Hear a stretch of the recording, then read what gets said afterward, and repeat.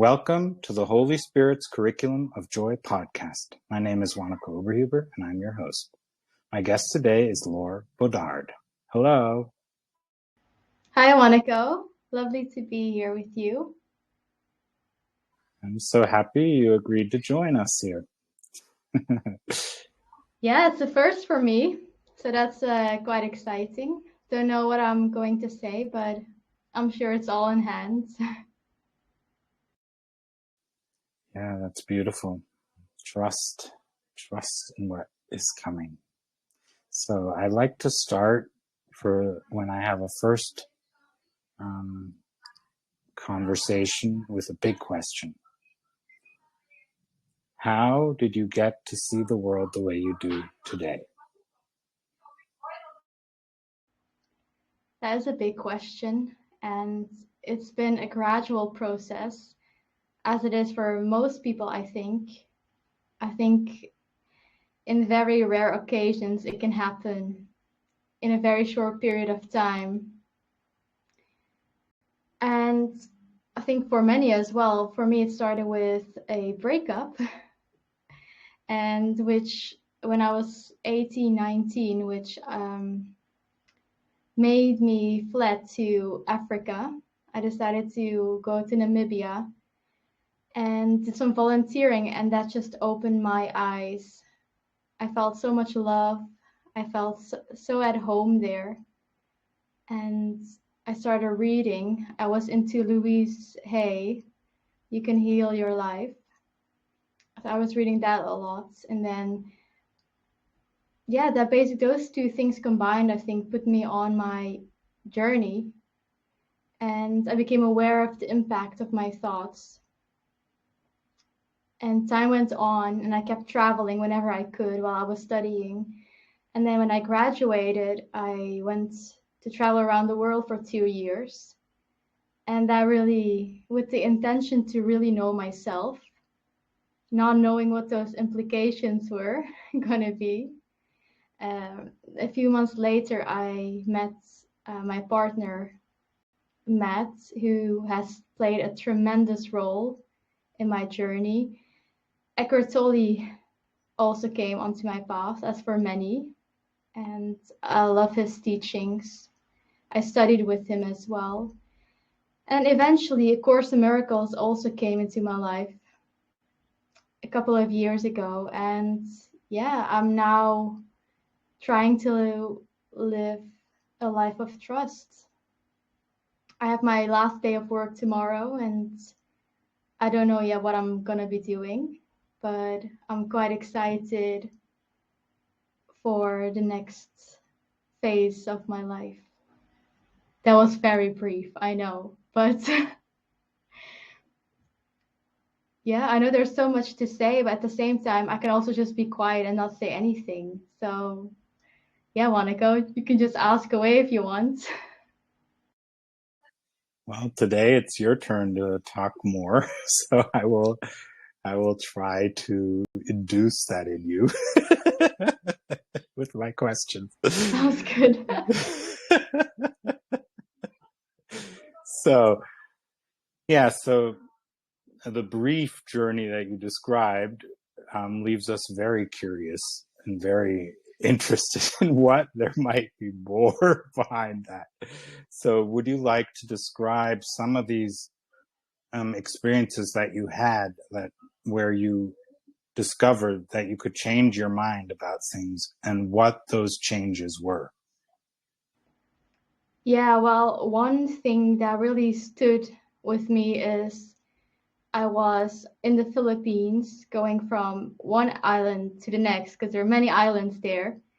And the sea was very rough and it was dark. And this boat, we were just shaking. And all of a sudden, I noticed that I have the thought that says, I'm going to die. And I just started laughing very loud. And that's the first time I remember that I didn't take my thoughts seriously. So that was a big milestone in my awakening journey, realizing that these thoughts, they can just keep going and going. And all that was happening was, it was raining, the sea was rough, and it was dark.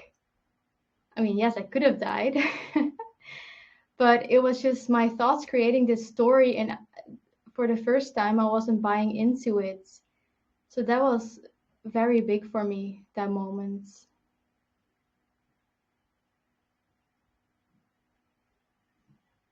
I'm sure there's a lot more such transformative experiences. Would you like to share some more of them? You know, I'm recently getting more into the, it's kind of even difficult to go back to the stories, because I tend to not go into the stories much, especially the last. So I've been traveling a lot by myself as well with my partner. Like last year, I traveled 4 months on my own. And what's interesting is I am so committed and I'm so willing to only be love and only see love. And when I made that commitment to really be free, that's when How to Become a Christ, for example, came my way 2 days later. You know, as soon as I say something, all these changes come into my life quite quickly. It's almost as if like I need to be careful what I want, because life is very generous in giving me the opportunities then to heal. For example, it was at the same time when I made that commitment, okay, I want to go all in. I want to get rid of all fears. Only a couple of weeks later, this massive guilt comes up towards my family, and I'm sitting on the ferry going to England, and on the screen, all of a sudden, there appears a black screen with white letters that say guilt. And yeah, guilt has been a big thing that's been coming up for me the last months. And as we know from A Course in Miracles, you know, this unconscious guilt that's in our minds about the separation, or the seemingly separation from source, from God. And I felt like that's what I'm now working with.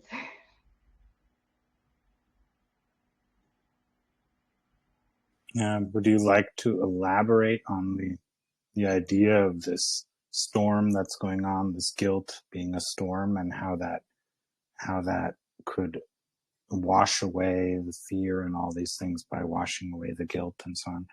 And I know we can go very deep with that. I would like to hear more of your perspective. My perspective on guilt. Yes.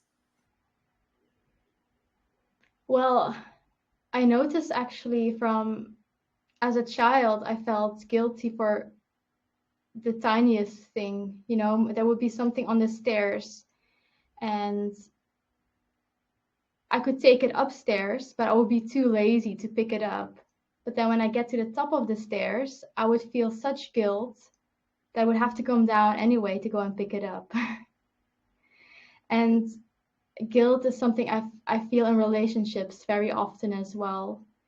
And with the Course in Miracles, it gave me, I understand now where this is coming from. It's not about these relationships, and it's not about the things that are on the stairs, but it's this guilt about thinking that I'm separate. And the process of forgiveness is something that I do almost every day. Whenever there's an upset, whenever I feel guilty about something, I go straight to forgiveness, because I realize that's really how I can let go of this guilt. So I feel like everything I can trace back to feeling separate from source. Like I've been working around my attachment to money, for example, for years now. And I can really trace it back to I'm feeling separate from God. That's, I think, the key, the underlying thing beneath all issues in everyone's life. We just feel separate. And that's where trust comes in. And that's why I have a podcast about trust. Because I need to learn how to trust that I'm not separate. That, we can never be separate from Source. And that's such a relief. I got sidetracked there from the guilt, but I think. So how do you follow guidance? How do you work so beyond that? Because you do this process of letting go of guilt or washing it away, or realizing that, okay, it's my feeling that I'm separate from God. But what comes after that? How does that transform it? Yeah, I tend to first pause whatever it is that I'm doing, if I can, not when I'm driving. So I make sure I'm quiet, and I try to quieten my mind, which isn't always possible, depending on how I feel. But then I realize and remind myself that it is all that I'm creating, all of it, all that I see, and that everything and everyone is holy, is innocent. Reminding myself that I'm innocent and that the person involved is innocent as well helps me tremendously. And sometimes to me, it does feel like I'm actually in a movie. Like, people disappear from the one scene, and then, like, I don't get upset anymore when people disappear from my life, because it just feels like I'm in a different scene all of a sudden. And then sometimes they may appear again, but sometimes they don't. And I'm becoming more and more the observer. And that's what's been helpful as well with this trust process.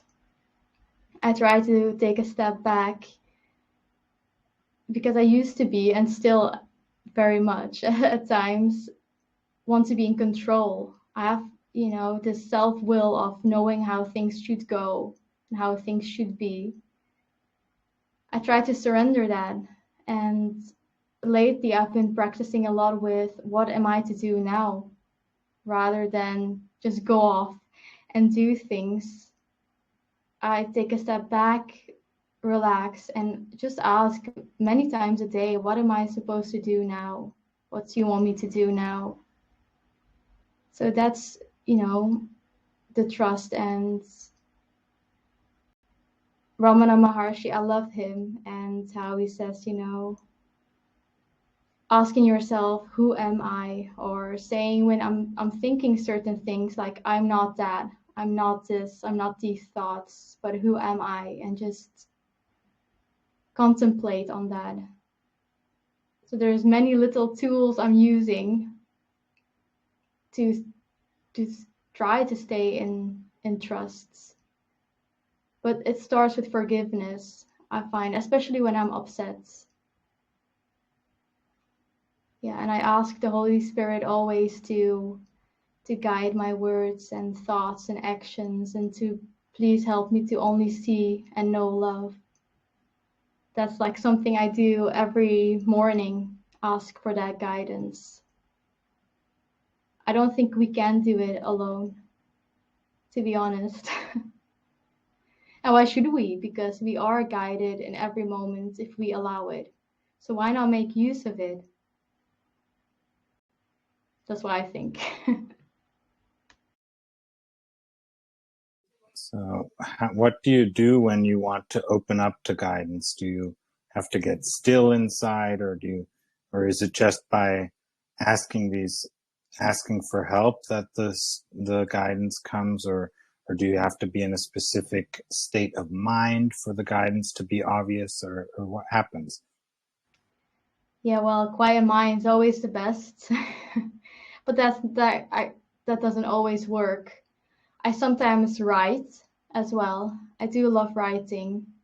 So I may say a prayer or I definitely ask the Holy Spirit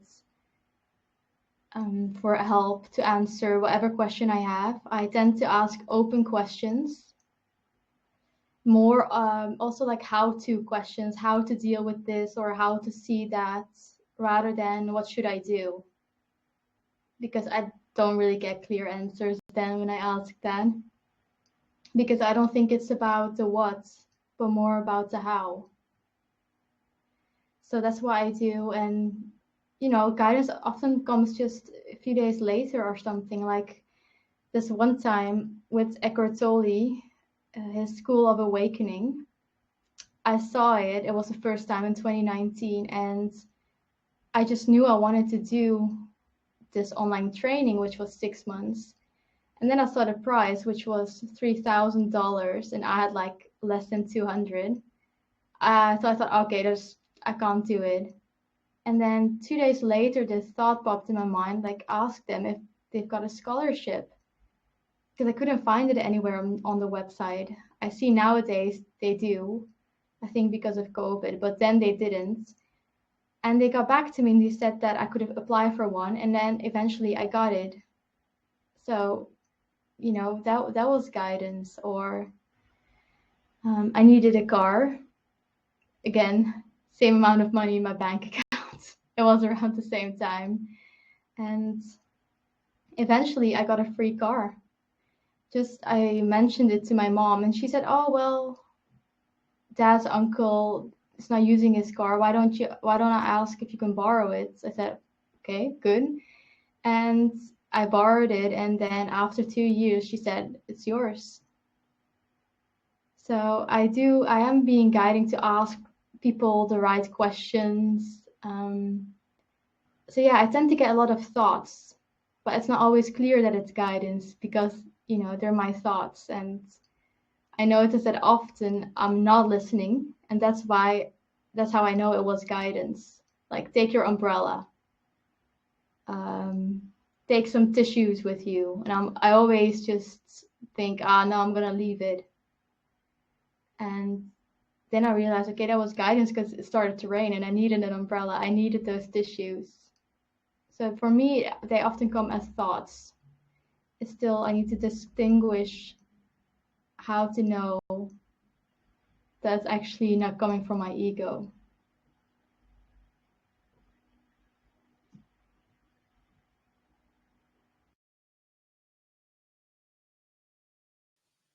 So, what would you share with us if you asked now what should come through, what you should share?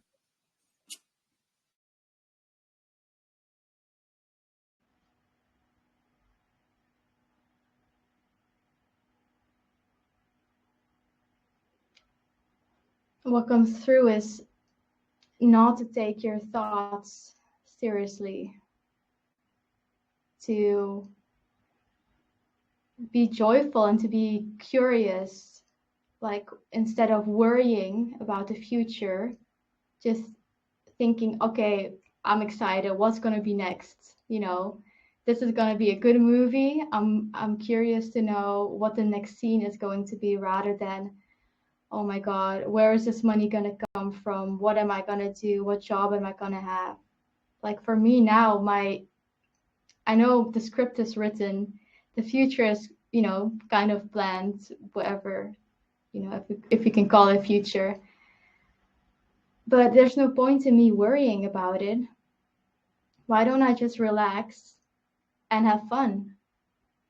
Just be curious, be open, be excited, be that little child. Like, okay, what's next? Okay, I've got this. What is next? And yeah, my thoughts, they just keep going and going, and we shouldn't be waiting for the next moment. Like, I shouldn't be waiting, okay, when my job is finished, then I'll have time to meditate and grow my awareness. No, it's only now. We get, in each moment, we get the right experiences to grow, to awaken. Every moment is an opportunity for that. And I notice my mind, I guess we can call it my spiritual mind, our spiritual ego, they said, oh yeah, but you just go to that silent retreat and then you'll see it's going to be amazing. Your mind's going to be so quiet and you're going to do so well. You're going to grow so much. But it just keeps taking me to the future. So what I want to share is how important it is to know that in this moment you have everything that you need to awaken. Because we are already fully accomplished in this moment. It cannot be any other way.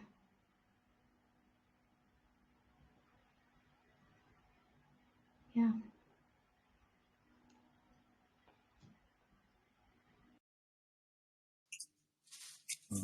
What's your greatest joy at this very moment?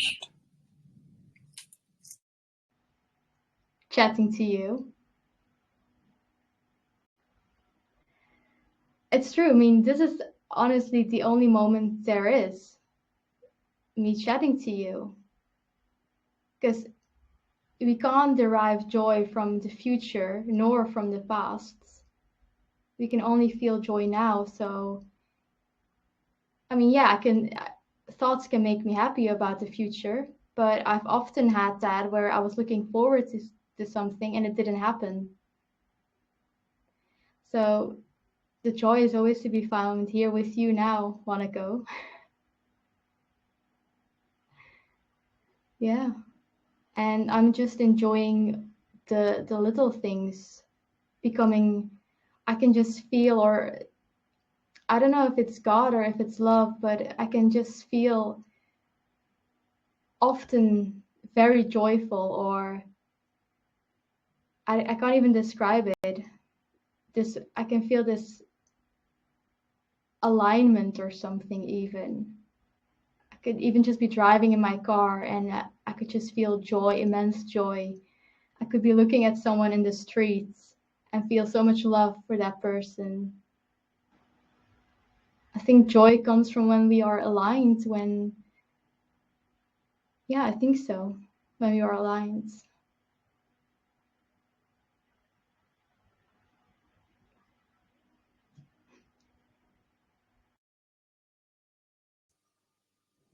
So the thought of seeing each other as whole and complete, how does that influence your experience?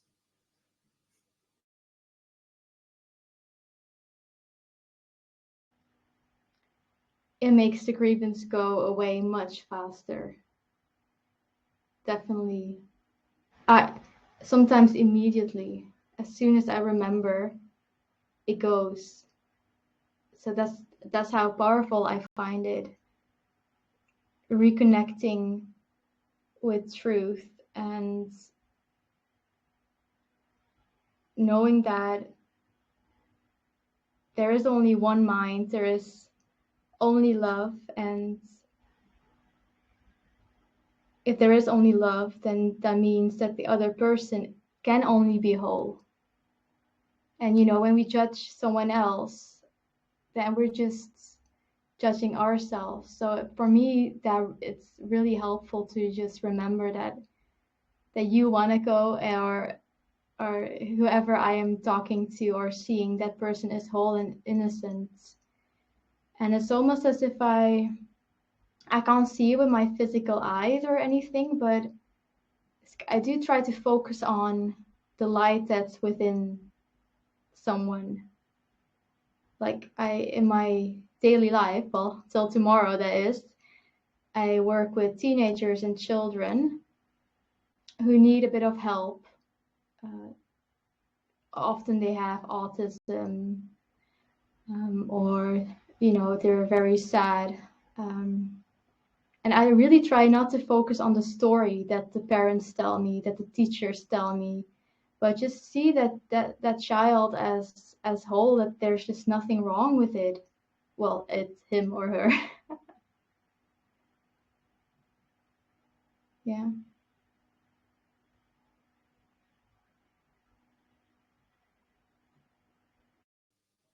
So How about the holy relationship and connecting in a way that is holy? Oh God, the holy relationship. Yeah, yeah. Um, that's there's so much beauty in the relationships, um, especially in I find parental, parents, child, and in a romantic relationship. That's been for me a massive, massive growth curve, a learning curve, and I see that in a relationship, the longer you are with someone as well, the more joint past there is. But when it's a holy relationship, you look at the person each time with fresh eyes, let's say. And that's so difficult to do when it's much easier to do when you just meet someone because you are just seeing that person for the first time. There are very little judgments. But when there's like Matt and I, for example, have been together now 5.5 years, and boy, that's been a lot of growth there. And I have to say, I think we were very close to having a holy relationship because there's just so much love. And whenever the slightest thing comes up, I can trace it straight back to me. There's just, no fighting. There's, gosh, only love. And what's beautiful about it is that we give each other exactly what we need. Whatever needed healing for me, he has been helping me with that, obviously often unconsciously, triggering things, and the same for me as well. But oh gosh, it's been so hard, but now so rewarding because I can now just look at him and just see innocence. I don't see anything wrong with him. It's such a good place to be in. I mean, like I say, we're not there yet, but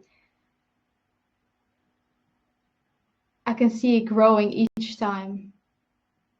And each relationship has a potential to be a holy relationship, when we let go of judgments. That's the main thing. Not being attached to the thoughts that we have. That's real. Yeah, attachment to the mind, that's what causes issues, whether it's in relationships or just whichever area in your life.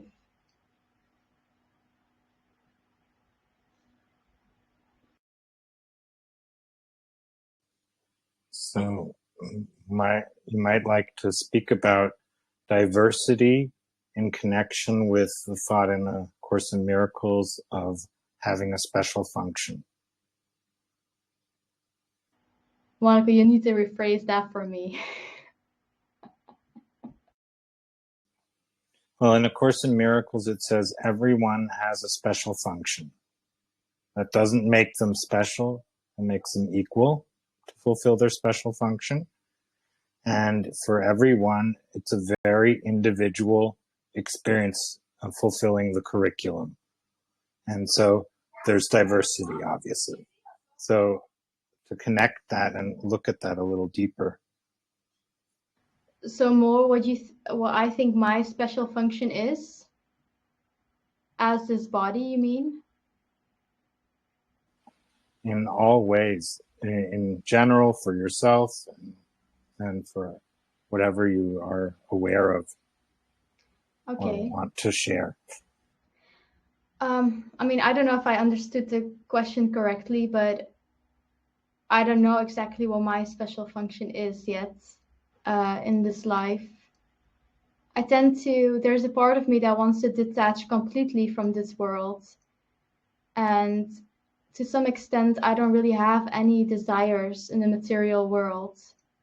I sometimes say I do, but it's not really like I want a camper. I want to travel around in a camper the whole time, or live in a tiny house in the woods. But if I'm then being honest, that's not true either. I don't really care about those things. So there's a part of me that wants to help other people. There's a part of me that kind of still thinks other people need help. But then I keep playing with the idea, and still it doesn't feel right to walk that path. And then, like I just said, a big part of me just wants to detach from it all. I don't not having any desires, just wanting to be. I just want to feel and be connected to God. That's all I really want. But I'm sure, I feel like the more I step into trust and listen to guidance, then that's the only way to fulfill our function in this world. We can't fulfill it when we're listening to the ego minds, because it'll probably have a different plan for us. And I'm pretty sure that the Holy Spirit has a much better plan laid out for us. And for me, I just don't know what it is. I'm just happy if I can be in the present moment. That's my function, my job at the moment, to just be here in this moment and knowing that I'm taken care of, and that the next steps will be shown to me whenever the time is ready. But what exactly I'm going to be doing, I have no idea. I would love to say, what about you? But I won't do that now.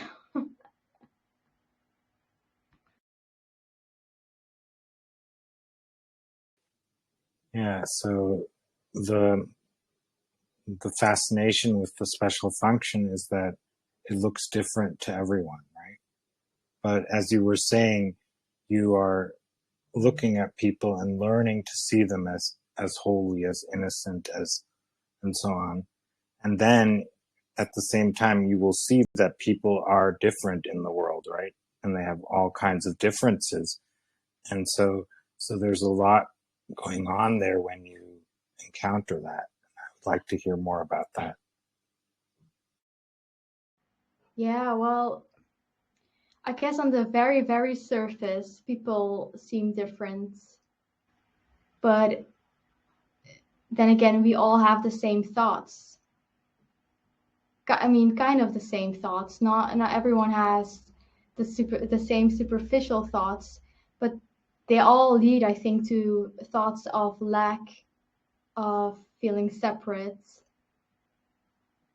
But I guess people are like these little different combinations of thoughts, right? Like I have a combination of the thoughts. I don't know, I'm not good enough, but also the thought I'm a woman. I live in Belgium. These kind of thoughts then make up me, Lore, and then Wanako, the thoughts that you have that creates you, Wanako. But ultimately, it's so on the surface, all these differences. I don't know what else to say about that, because I don't see much separation anymore on the surface, because I know it really feels like a computer game sometimes. Like, you see people walking on the streets and they're like me, bumping against each other. But ultimately, it's just one game and one person playing that game. But I'm starting to see things less and less in terms of separation. Yeah.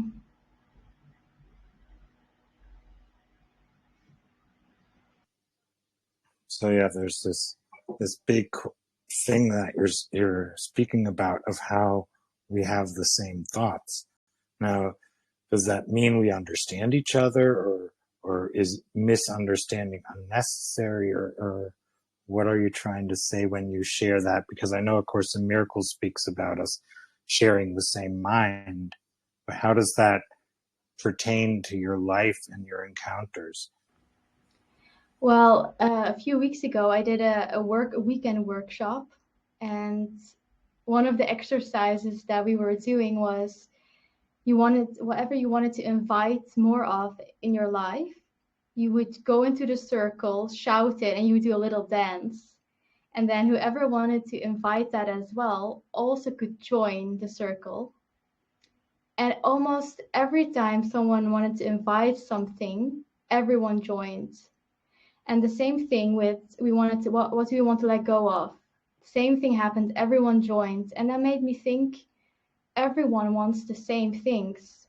Everyone wants joy, love, peace, and all these things. But why then do we keep wearing these masks and pretend that it's otherwise, that we don't care, or yeah. So that's a very clear example to me how everyone does want the same things.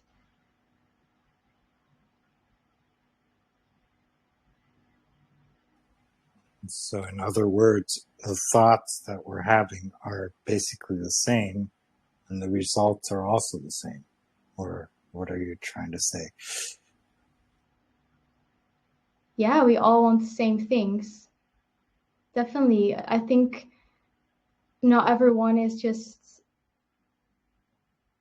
there yet at the same level, Like with me, there's a part of me that knows I'm good enough, but there's still a little part of me that still thinks I'm not good enough. So there's still going to be people out there in the world that reflect that back to me. Yeah.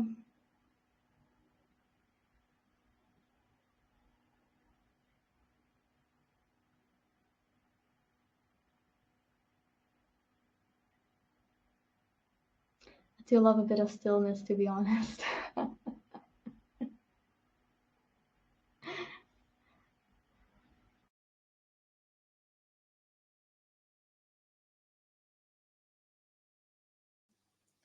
Well, that sounds like a good point for anyone who's here to comment or ask a question or share your experience a little.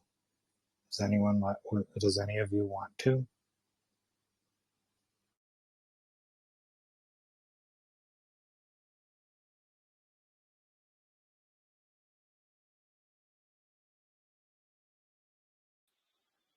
Hi, my name is Julie. I'm very caught up with how calm and, peaceful you present yourself. How, it just comes off of just this feeling of peace. How did you get to that place?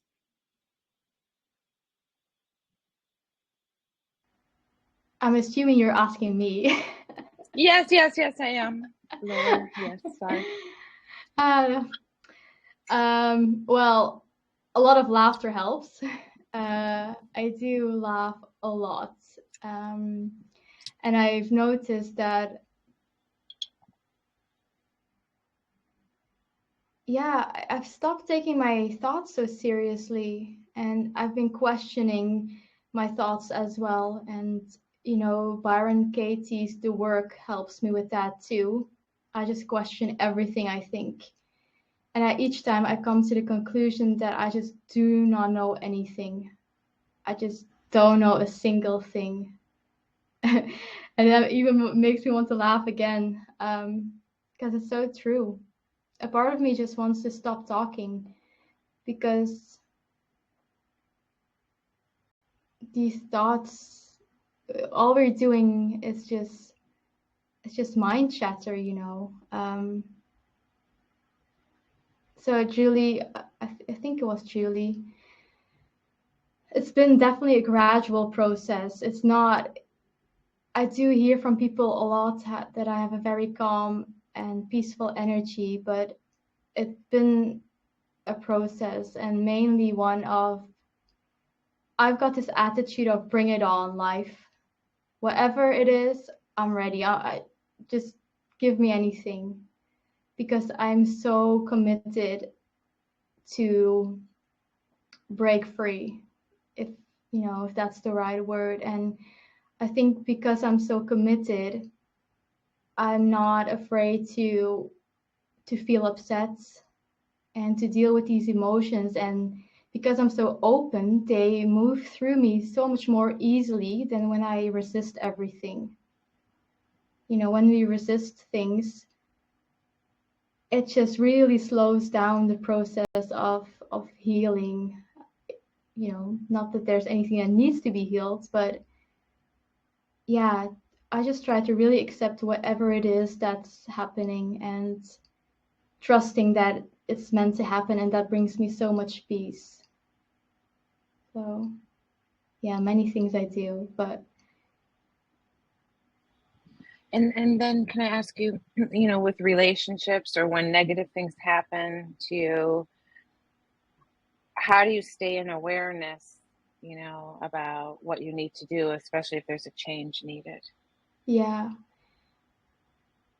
well, it's so important. What I find is not to react, because when we react, it's really just coming from the ego, and many thoughts get triggered. You don't love me, I'm not good enough, I'm not pretty enough, whatever. And it's those, we need to become aware of the thoughts that are being triggered and not see the other person as an enemy. But I honestly feel grateful when someone just triggered me, because yes, that's another thing I did not know that triggered me, that's something within me that's still asking to be healed or to come home. So I try to look at relationships now from a point of gratitude rather than this person is doing something to me. And like I say, the forgiveness is often, you can't always do that in the moment. And that's okay too. Be gentle with yourself, but definitely forgive, because we are all creating it. And that it was scripted that person was going to say what he or she was going to say. And we can never know love when we exclude even just one person. So why would we want to do that? So by just pausing and remembering that both you and that other person are really only love and whole and innocent, to me that even goes automatically. That person is innocent. It's just a dream. And what I love about a workbook lesson, I really love, is whatever suffers is not part of me. And that helps me to get into that observer position, go back to the awareness that is observing Laura who's upset about it. That's all that's happening. It's just some sensations that are passing through, some old conditioning thoughts that are just coming through. You just need to observe it. Once you've calmed down, you can ask, okay, what am I to do now? And you may feel guided to say something. You may feel guided not to say anything. You may feel guided to do something. But yeah, that was a lot of talking there. No, thank you. What I got mostly up for me was that, like, I can't expect somebody else to meet my needs. I have to not react and process within my own soul and mind, and letting go of that attachment that other people need to do something for me.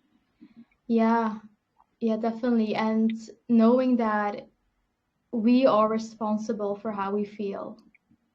Oh God, it was how long I've pointed the finger and thought someone else was responsible, and that felt, you feel so helpless then when you think that kind of thoughts. but you're in control of how you feel. So be aware of that, and that it's only just the thoughts within you that are being triggered, by this person, and they're just thoughts. Right. Thoughts that you've considered to be your truth, but they're just thoughts. And you can ask yourself, is it really true what I'm thinking now? And how would I feel if I didn't have that thought now in this situation with this person? And you'll see that the thought is causing the upset or the issue and creating a blockage between you two.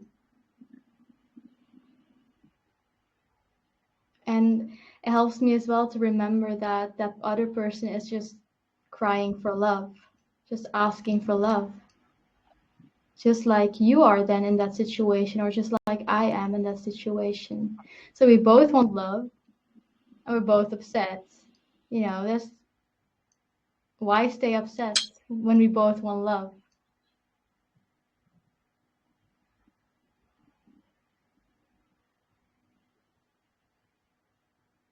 Yeah, and then when you can't get love, then you have to change into a different place, I think. Yeah, I mean, it all starts with acceptance. There's still no love if you can't accept or embrace whatever it is that you're feeling. That's love too. Love is acceptance of what is in every moment. So even if you can't give love to that person, can you at least give love as in accept how things are in that moment?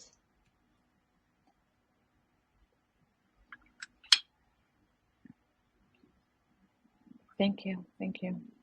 Thank you so much, Julie.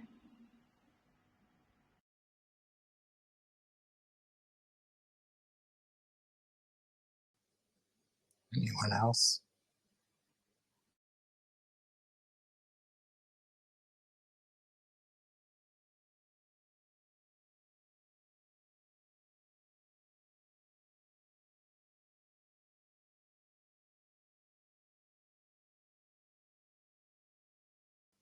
Go ahead, Matthew. Hi, Julie. My name's Matthew. Hi.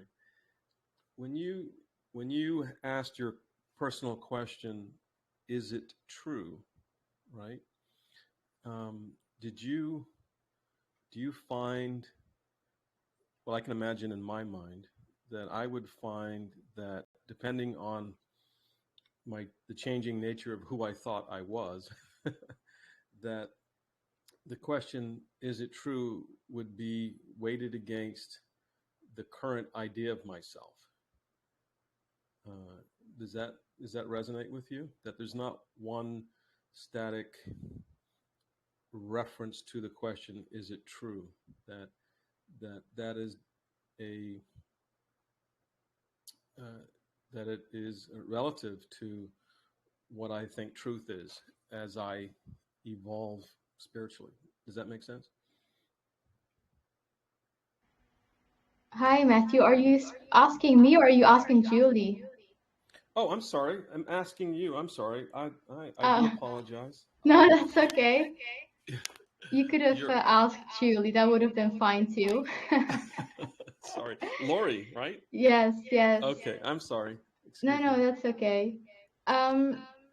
Wait, wanna go? Does Matthew need to unmute himself again? I can hear myself. Yeah, Matthew, since he's not using a headset, we get an echo back. Yeah. So yeah, it is true what you say, but the idea is not to think about it with your ego mind, but to become quiet and ask yourself, yes, the first question is it true? But then often the ego say, yes, of course it's true. That person did this to me. But then you ask yourself, well, can you know 100% that it's true? And you want to really get quiet before you answer that. And even if you still say yes, that's fine too. But then you just go on to ask, okay, well, how do I feel then? When I believe this, when I believe this is true. And then you go on, at least, and as well, just let it sink through you. Don't just think about it, but really absorb it, really meditate on it. And then you go on to, well, how would I feel? What would I do? What would I say if I did not have this thought? But I've noticed that when I ask the question, can I be 100% sure this is true? It's never true.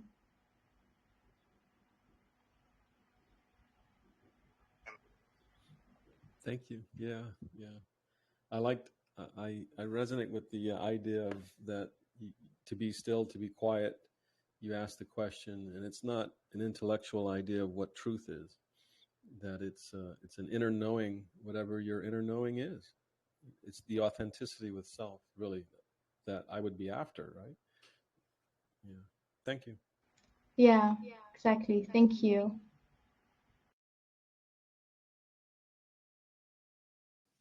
Any other questions or comments or thoughts?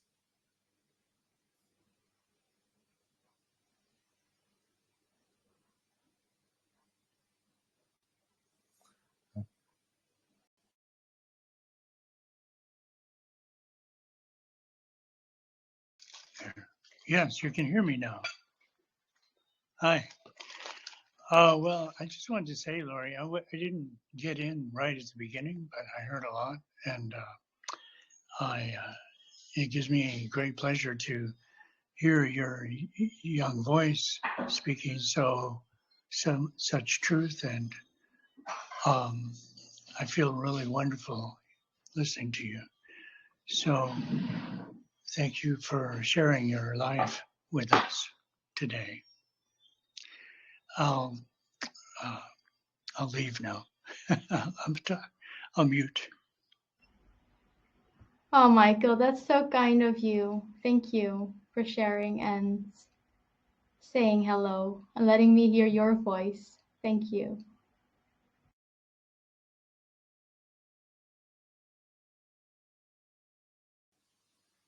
Anyone else?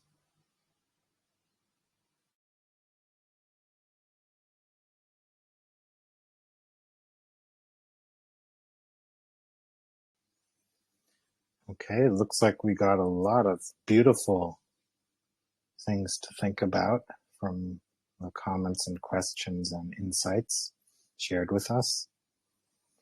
And we can go from there, right? So I was listening to your podcast the other day, and you told this story about these people who were living in their heads and how they couldn't have their feet on the ground. And now I think that has a deep significance in your own life. So how did you manage to be the one with your feet on the ground?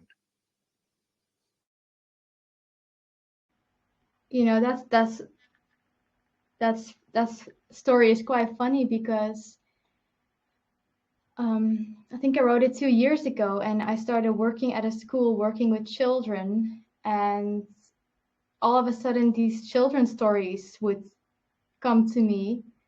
So I wrote like 8 children's stories in like 2 weeks time, of which that was one of them.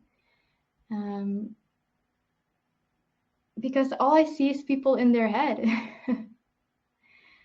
Even at the schools, people, the children are just being taught to just think. And like now, what I do now is whenever I go into the classrooms, I make sure they've got a few moments of stillness, like a minute or 2 minutes of stillness, and they say they just don't know this. They don't know what that is. So everyone's living in their head. And I'm not saying actually that story wasn't really meant that I'm the one not living in my head. I don't even know where the story came from. It just, it just appeared, that story. But it's true that everyone, or pretty much everyone, lives in their head, in the future or in the past. But the one who can be in the present moment has this trust that he or she is being looked after and doesn't need to worry. There's no point in thinking about the future. And I've seen this so many times in my life that I've been planning things, worrying about things, and it was all a waste of energy, precious energy, because it didn't happen, or something happened and, something came up.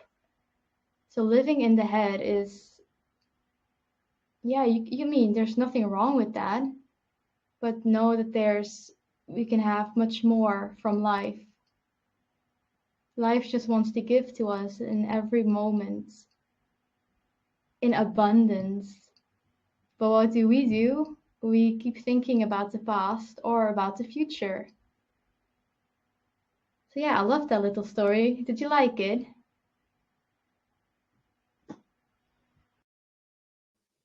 Yeah, that's a fun way of sharing the ideas from A Course in Miracles, because most of us want to be able to fly. And you were saying the opposite. Look, let's get our feet on the ground. So I thought that was a beautiful way of turning things upside down. I would love to fly too. But they couldn't fly. They were just walking, and they couldn't even go higher, They would just be stuck. But I would love to be able to fly.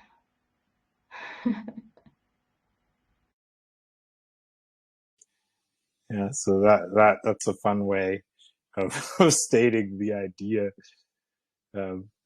I in the past I was also reading stories where this African storyteller wrote about the people who were only head. He called them the only heads. So this type of thought of people being in their heads and being in their mind and the thought only thinking all the time, and so to speak, worrying and all this. I think that has a long tradition of being something that one would like to look at, especially when one wants to convey a heartfelt message of living from the heart, or for living from love and trust and insight and compassion.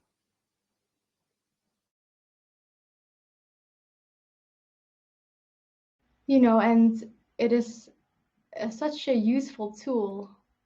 There's nothing wrong with the mind, but we do want to move beyond it, that's for sure. But, even like reading A Course in Miracles, we need our minds, to grasp it intellectually at first.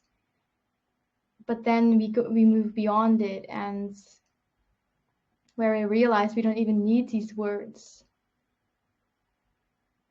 That's why I love to go into stillness, and whenever I read now, it's more contemplation rather than reading, because I would read a bit and then I would focus on my breathing. I would do it automatically, like a mini meditation, just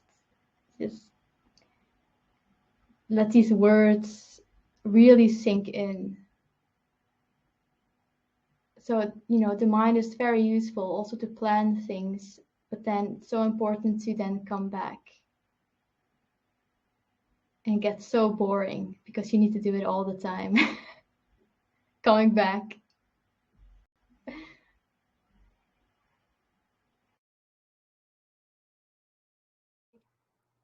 Lori, this is Matthew again. I have another question, more a sociological question. I I live in an isolated island. Say isolated, but I live in a little island in the Caribbean, and um, locally, I don't come across very many spiritually minded people, or at least I haven't yet, or whatever. Most of my community is online on Zoom, um, and and I've also recognized that the average age of people that I've come into connection with are in their 60s or, thereabouts, 50s, 60s, 70s. And it's not very common that I have seen younger, people come to these awarenesses. What has been your experience with regards to age and meeting people with awareness that we're discussing? Yeah, that's a good question. I've always felt different from as long as I can remember. And even now, people of my age don't tend to be interested, or they are to some extent, but then once it gets too hot, let's say, for the ego, they don't want to jump on that train. So it's definitely true that, at least from people I know, there aren't that many that are my age or younger. I'm 30 now. I know I look younger, but I blame that on the meditation and the living in joy and peace a lot. But yeah, I don't have many friends in the real, apart from, like you say, in these communities. I have some friendships. I also don't really have the need for them either. But definitely not many young people, although they are getting interested in it. But especially the non-duality teachings, which I'm into, yeah, I haven't come across that many young people. Maybe that's, oh, sorry. Maybe that's as well because I think either you need to have been through many experiences that make you turn inwards, or you just have a very strong desire. And I have such a strong desire to only be loved. That's really the only thing I want. I don't care about all these material things like most people my age do. So I think, either that, or people who go through a divorce or a sickness or whatever, especially when they get older, I guess turn to these teachings. Okay. Yeah, my experience as well. Thank you.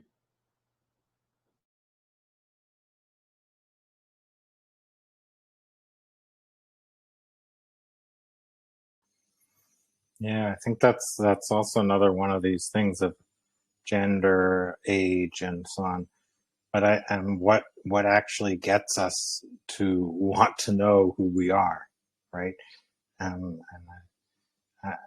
I guess there's many reasons why people turn to inward, and not all of them are pleasant, for sure. No, definitely not. And I think we are all guided to move inwards, but it's such a tricky thing to do, or so difficult to do, that we rather just stay in the surface. Sometimes I wonder how easy my life would be, although I don't know that, of course, if I didn't know all these things. I would just go to work and do my thing. But yeah, I'm so grateful and glad I don't live that life. I already forgot what you said, and I already forgot what I was saying before as well.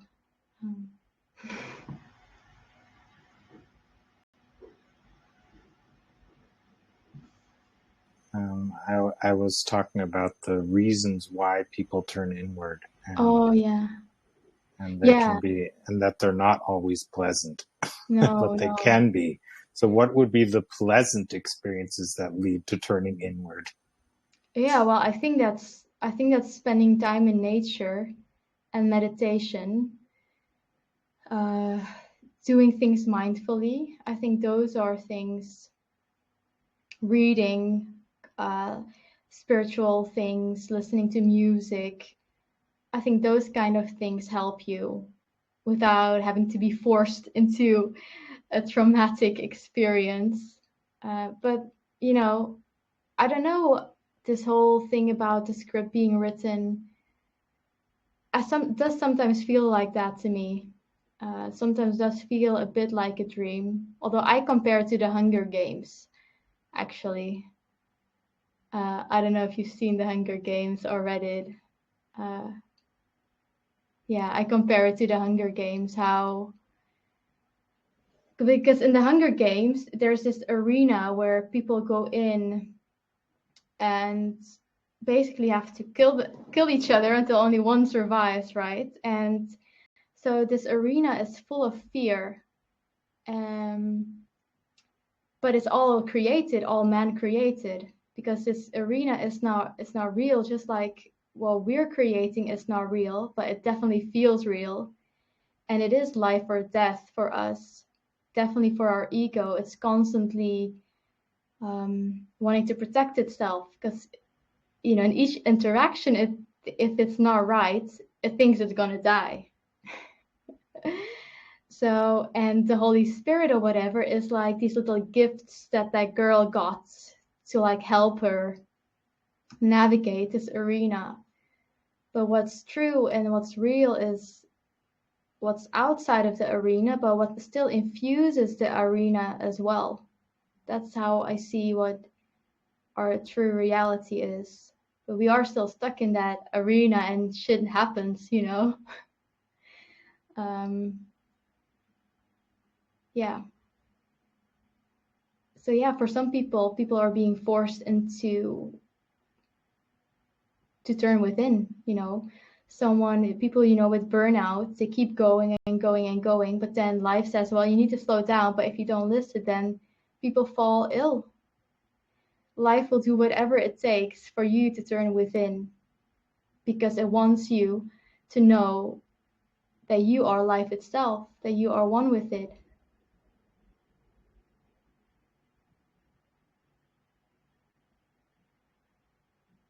So yeah, we better go and accept things that happen in our life.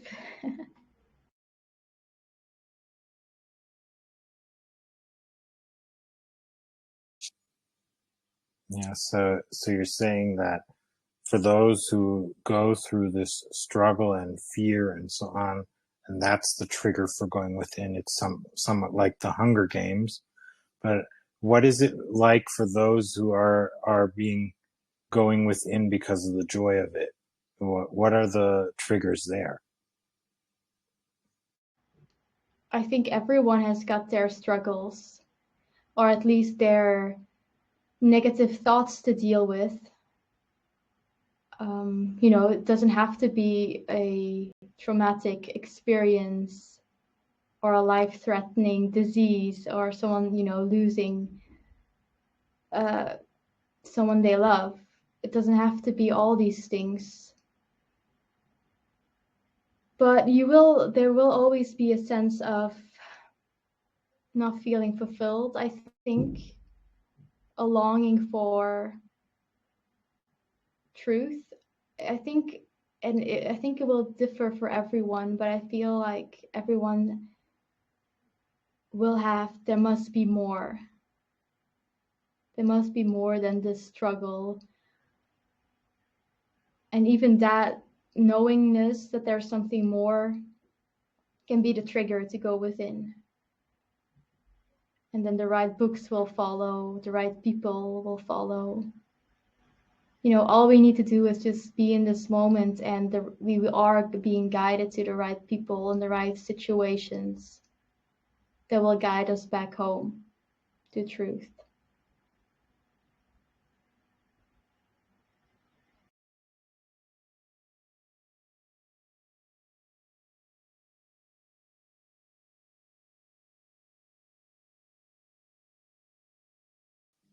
Go ahead, Matthew, and Julie first, though. Julie, go ahead. Hi. Something's resonating with me. I'm a psychotherapist, and I work with a lot of young people, children, adults, all ages. But, people come to therapy because they're suffering. Things aren't going well. And what I'm finding though is it doesn't matter how young they are, if they start to understand like a connection to themselves. You know, so many times we're told how things should be and we believe them, or we create, you know, explanations in our own mind that might not be grounded in truth. But like once you like sit with somebody in a therapy situation and you can just reflect back to them who they are, you know, like a mirror, there is this connection. And even I've seen even young children have that understanding that they can, you know, be present, like you're talking about, in this flow of creating. It doesn't have to be looked at through a negative lens. You know what I mean? You can have a different perspective on it.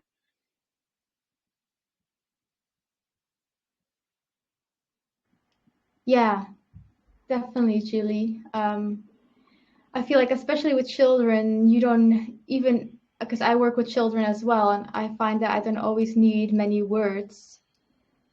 And definitely when it comes to, I don't feed the stories too much either.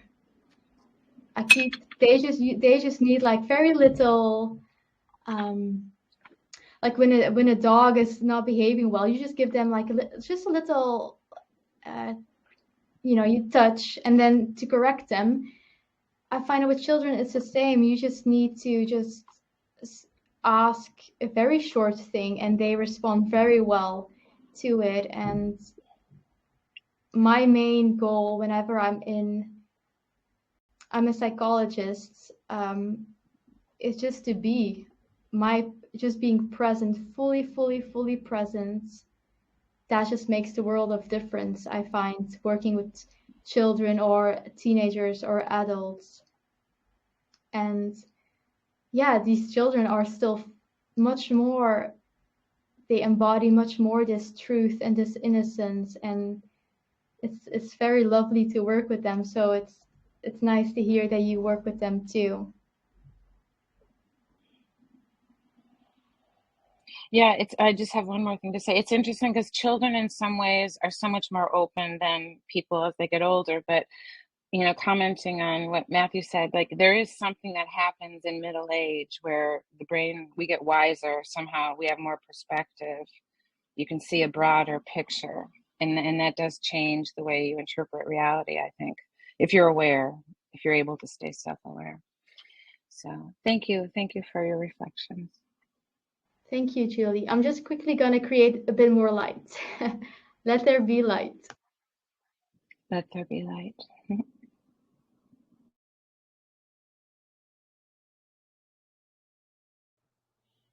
Code for she's opening a window.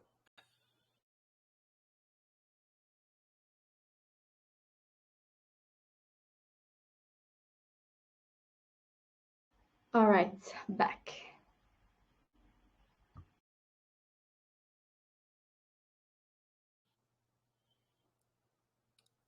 So I have an observation and a question with regards to age and the coming of the awareness or the search for truth.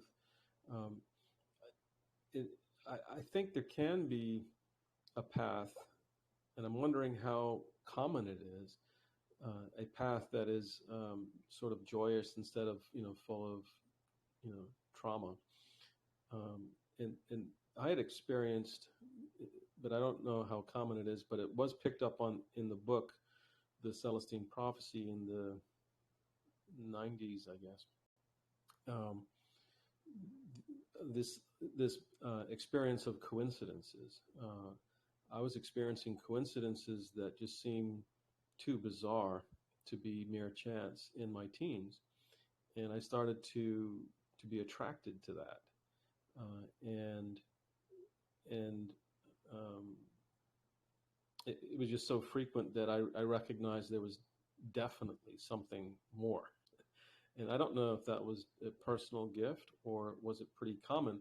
I got the sense that it started to become common as far as the writer, was discussing it in the Celestine Prophecy, James Redfield. But honestly, beyond that book, I've not met many people that have experienced that.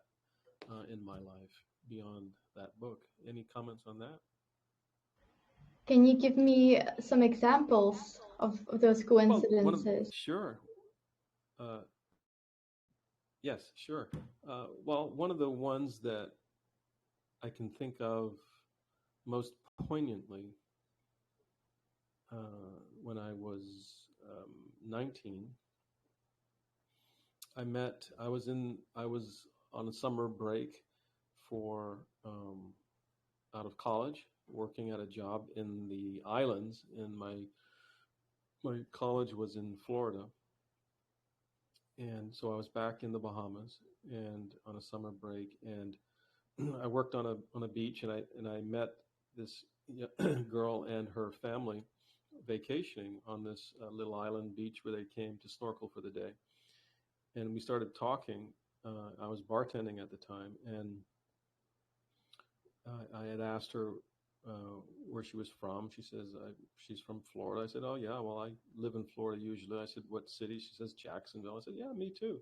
She goes, yeah, I'm transferring to Jacksonville University. I said, oh, that's where I go. Oh yeah, yeah, I'm going to be studying. I'm studying communications. Oh yeah, so do I. And so I got back to the school, and we had all the same classes, and we had the same GPA down to the digit, 4 or 5 digits, and we became best of friends. That was like a coincidence that caught my attention, and we became very, very good friends. And I started to recognize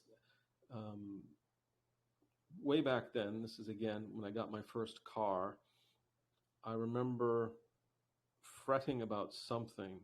I don't remember what it was, but I remember praying for some sort of solace or whatever with regards to it. And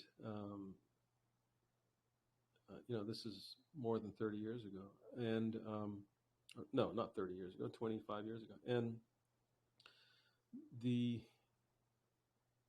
I kept seeing license plate 444, and I kept seeing this, right? And I'd never read any spiritual literature or even read the Bible at this stage at all. And there was no, people never put ideas of angelic numbers in my head or, anything like that. It was just, I kept seeing a repeating number, and I thought, oh, there's a coincidence. It's to, and it gave me a sense of calm, right, about whatever I was fretting about. And little things like that from an early age in my teens, and they've continued on in life. And as I've accepted them more and more, later on you start to call them miracles and all these things. But back then it was just like, hey, there's just something bigger than what presents itself in the world. That's kind of what I'm talking about. And so it's very easy to be attracted, to spiritual truth without the trauma when I've noticed those things. I'm complete. Yeah, thank you. No, I don't think trauma is necessary for our growth. Thank God. But yeah, I love those coincidences. But like you say, Matthew, they're just miracles, and they happen all the time in everyone's life. You just happen to be aware of it, and you were also open to them. And let's say the Holy Spirit or life uses whatever it is that works for us. For someone it may be angels. People get into it all, learning about angels. Other people about meditation or Buddhism or something like that. So life works with whatever works for you. Okay, let's see what will work for Matthew. Okay. And also, if a person is going to be of significance to you, there needs to be a clear sign, because otherwise you may just say hello to this person and that's it. So if there's a friendship or something, there's a lesson involved, or you just need to connect with this person for some reason, then life will have to make sure that you connect with this person, because there are billions of us, of these bodies out there. So how to distinguish which of these bodies do you need to, to grow? And in the example you just gave, it were all these things that were just all similar, and it blossomed into a friendship in your case. And I'm sure you learned things, but miracles are natural, they're normal. And yeah, I'm happy that that has been the path for you. I think suffering will happen to some extent, but that's only because we're believing the thoughts that we have. I think everyone will have that to some extent throughout their life, but it doesn't have to be a horrendous path. And some people talk about these past lives. I don't know what to believe about that. I don't give it much thought. But yeah, I'm glad you had so far a life with all these coincidences. I don't know if that helps, Matthew, what I just said.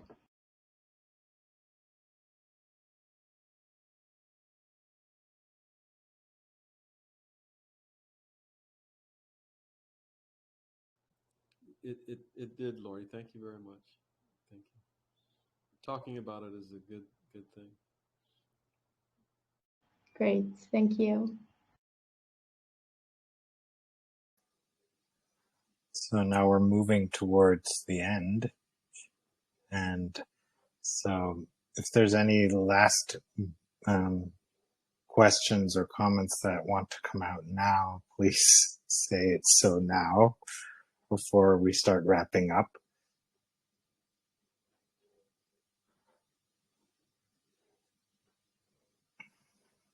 Okay.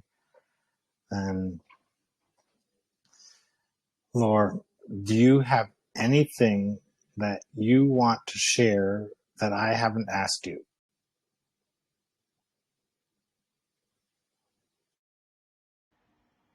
I think what I want to share, man, I've been talking so much. I don't think I've talked so much in a long time. Apart from when I do my podcast, but they're very short. But I think the importance of stillness, we often tend to forget about that in our busy daily lives, that even just now, just taking a deep breath, it just changes the whole energy for me when I do that. So that's what I would like to say as a final thing. If you can now, just, when this conversation finishes, see if you can just be for a bit. Just no need for speaking, no need for doing anything, but just spending time being. That's what I'll be doing, at least in a bit. So yeah, just spend some time in stillness, and that's where all the answers lie.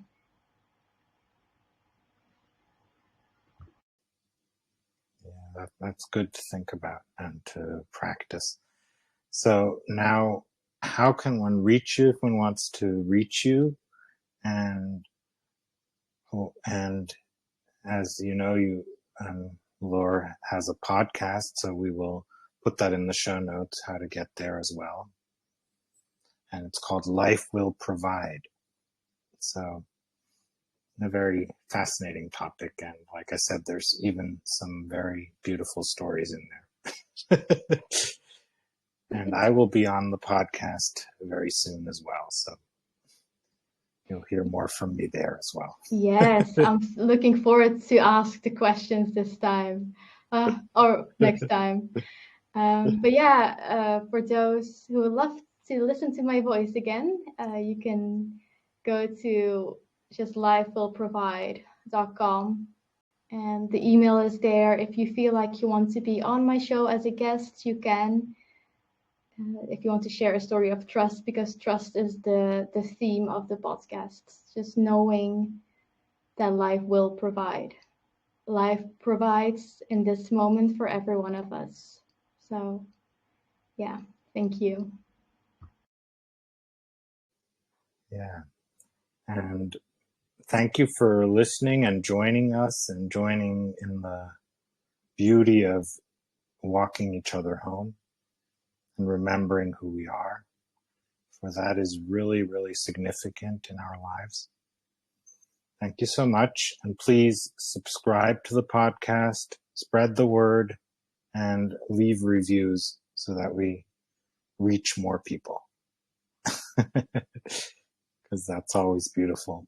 And there's so much content to find in both of our podcasts. But right now, this is going to be the 103rd episode of this podcast. So it's quite a journey. That's impressive. So thank you so much, Laura. And we will be talking soon again. My pleasure. Yeah, speak soon, Wanako. Thank you. So blessings to everyone. Thank you so much for supporting us. And till next time, bye-bye.